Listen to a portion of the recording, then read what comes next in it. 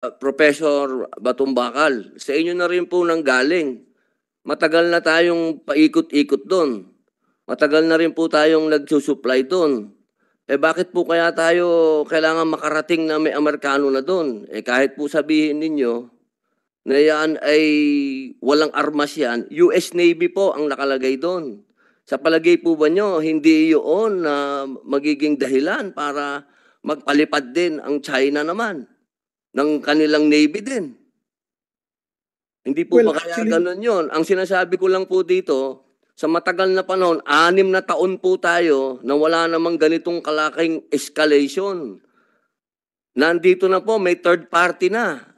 Ito po ba, isang ayon pa kayo, Professor, na may third party na rito? 6 na taon na wala naman tayo. Cat and mouse lang naman tayo dyan. Ngayon, meron ng, sinasabi nyo po ba na pagka ito ay nag-escalate, papayag kayo na tayo'y mapunta sa escalation nito? So po ng 6 na taon, hindi naman tayo nagkaroon ng ganitong escalation. Ang sinasabi ko pong maliwanag, bakit po tayo pumapayag ngayon na ganito na nag-escalate, meron ng Amerikano? Yun lang naman po, simple lang naman ko. Na-handle naman natin to ng 6 na taon na tayo-tayo lang. Na-handle ko nga yan, bangka lang dala ko Bangka. Yun lang. Yun lamang po. Hindi naman po siguro mahirap intindihin na hindi natin kaya itong panindigan. Hindi natin kaya na tayo umasa sa Amerikano. Dito sa usapin nito, sabihin natin na ang kanilang Coast Guard ay hindi civilian at yung atin ay civilian, ang tanong na malaki dyan, handa ba tayong mga Pilipino dito? At ito ba, hindi ito parang wagdatog lang? Na dito natin dinadala yung gulo? Ang gulo ng China at ng Amerikano sa Taiwan Bakit napunta na dito sa atin? 6 na taon, wala naman tayong pakialam sa gulo ng Taiwan. Pero eto tayo ngayon, nilalagay natin yung sarili natin, Prof. Hindi po kaya tayo'y nawawagdatog lang?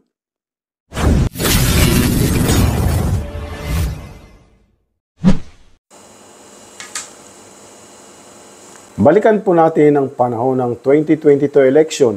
Hindi lingid sa kaalaman ng iba kung kakilala, FB followers at YT subscribers kung paano natin sinuportahan ang taong ito na ngayon ay tila nalilihis ang pananaw sa mundo na kanyang ginagalawan o ginampanan bilang senador ng ating iniluklok. Hindi sa marami ang bumabatikos dahil sa mga maling panukala o statement na kanyang binibitawan na may kaugnayan sa ating West Philippine Sea na hindi lingid sa atin na ito'y pinag-aagawan o naisangkinin ng bansang China. Nagugat ang lahat ng ito sa naganap na Senate hearing kung saan kinuwestiyon nito ang presensya ng US Navy kung saan nakadeploy sa West Philippine Sea.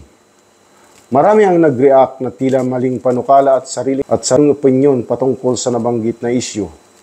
Marami ang nagalit o talagang nag-react at wala tayong nakikita na sumuporta sa kanyang pagpahayag. Tayo bilang observant at nagbibigay linaw lamang, hindi porki sinuportahan natin siya o iniidolo bilang artista ay kakampihan na natin. Kahit mali na ang kanyang panukala, ang point ko po dito ay kung ano ang legal at nakakatulong sa ating bansa. Yun ang aking susuportahan.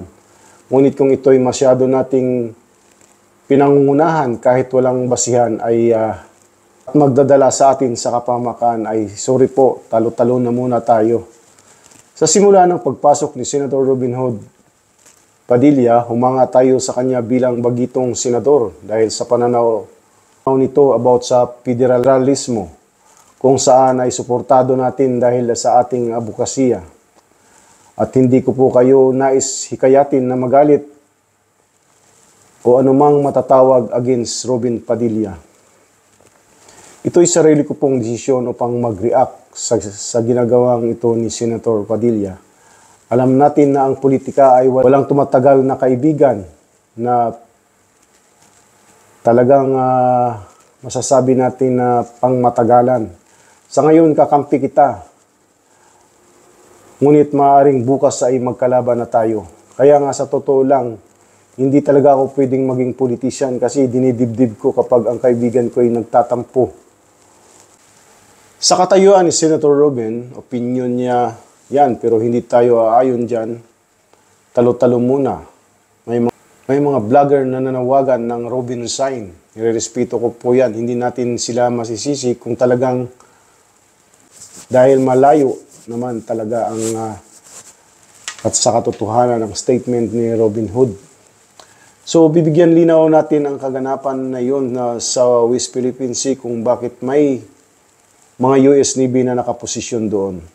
Una, dito ay mayroon tayong tinatawag na Mutual Defense Treaty na napagkasunduan simula pa noong 1951 between US at Philippines. Sumunod ay ang Freedom of Navigation, ang Regional Stability, ang Tribunal, Arbitral Tribunal Decision at ang Economic Interest.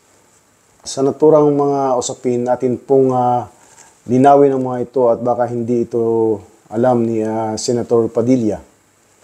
Kaya't niya ay pinagdiinan kung bakit nariyan ang US at ayon pa nga sa kanya ay nakaya natin ng 6 na taon ito sa panahon ng Pangulong Duterte. So, isang tabi na muna natin ang about Duterte admin dahil may panibagong administrasyon na po tayo na ang nagpapatakbo ay ang kasalukuyang Pangulong Ferdinand Marcos Jr. Tulad ngayon, nagbigay ng 2 aircraft ang US para sa kapakanan ng bansa o gamitin ng ating puwersas para sa surveillance operation kung saan ay binanggit din ni Senator Padilla. Balikan natin ang usapin sa Mutual Defense Treaty, isa sa dahilan kung bakit nariyan ito ngayon sa teritoryo ng Pilipinas. Sa taong 1951, ang US at Pilipinas ay nagkaroon ng kasunduan at tinawag itong Mutual Defense Treaty kung saan ipinangako ng US na ipagtanggol ang Pilipinas ang soberenya nito o teritoryo kapag may aggression na mangyayari, na kapag kinakailangan handa silang mamagitan at magbigay suporta sa ating bansa, lalo na sa usapin ng puwersa ng militar. At ito'y dapat nating pasalamatan sa US. Hindi yung binabalikan pa ni Senator Padilla ang First World War o ang unang pananakop na ginawa ng US sa Pilipinas. Sumunod ang Freedom of Navigation.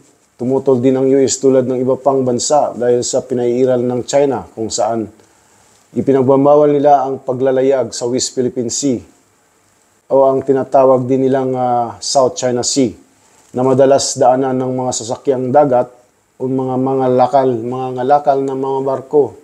Dapat malaya silang makakalayag dito. Ngunit sa nakikita natin kapag tuluyan itong maangkin ng China, malamang ipagbabawal na rin dito ang paglalayag. Kaya sa ngayon ay kumakampi na rin sa atin ang ilang mga bansa tulad ng European, Japan at India.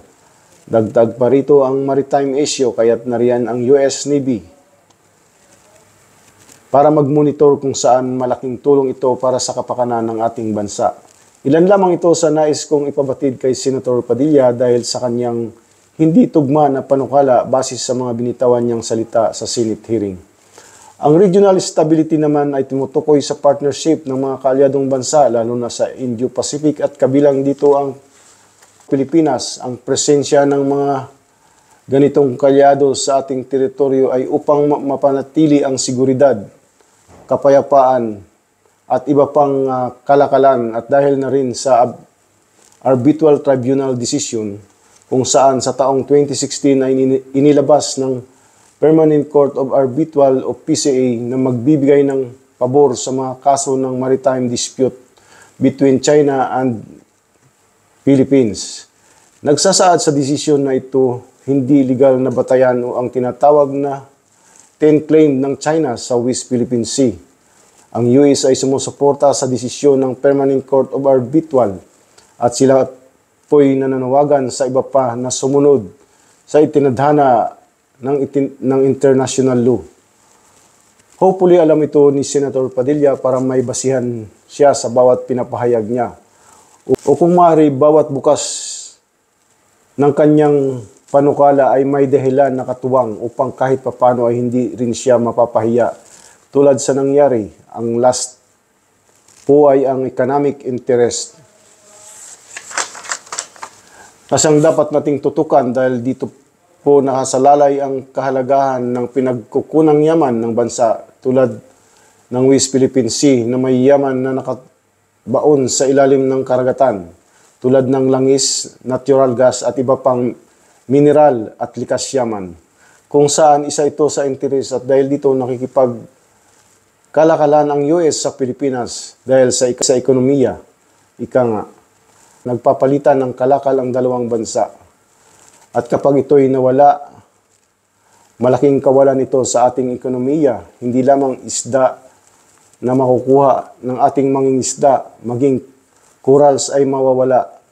Higit dito ang kita ng manggagaling sa yamang dagat tulad ng mga nabanggit. So kapag ito'y naagaw sa atin, di ba malaking kawalan siya? Sorry Idol, Senator Robin Padilla, at tila hindi naging diretso ang iyong pahayag at pinuna kita sa video na ito. Marami ang nanawagan ng resign pero ako, stay put ka lang at pag-aralan muna ang bawat nais ipahayag upang tayo'y hindi batikusin dahil ang pinag-uusapan dito ay kapakanan at seguridad ng ating bansa. So hanggang sa muli po, marami pong salamat sa inyong panunood at mabuhay po kayo. God bless.